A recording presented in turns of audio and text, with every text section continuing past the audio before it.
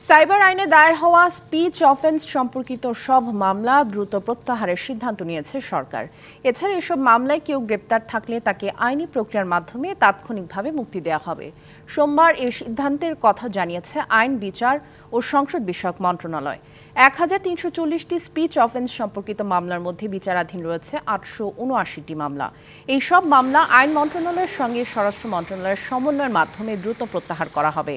তদন্তাধীন ৪৬১টি মামলা চূড়ান্ত প্রতিবেদন দাখিলের মাধ্যমে দ্রুত নিষ্পত্তির জন্য তদন্তকারী কর্মকর্তাকে নির্দেশ দেওয়া হবে। আইন মন্ত্রণালয় জানিয়েছে, এই মামলাগুলোর মধ্যে ডিজিটাল মাধ্যমে মুক্ত মত প্রকাশের কারণে দায়ের হওয়া মামলাগুলোকে স্পিচ অফেন্স এবং কম্পিউটার হ্যাকিং বা অন্য কোনো ডিজিটাল ডিভাইসের মাধ্যমে জালিয়াতিকে কম্পিউটার অফেন্স হিসেবে চিহ্নিত করা হয়েছে। স্পিচ অফেন্স সম্পর্কিত মামলাগুলোর মধ্যে তথ্য ও যোগাযোগ প্রযুক্তি আইনের অধীনে ২৭৯টি, ডিজিটাল নিরাপত্তা আইনের অধীনে ৭৮৬টি এবং সাইবার নিরাপত্তা আইনের অধীনে ২৭৫টি মামলা চলমান রয়েছে।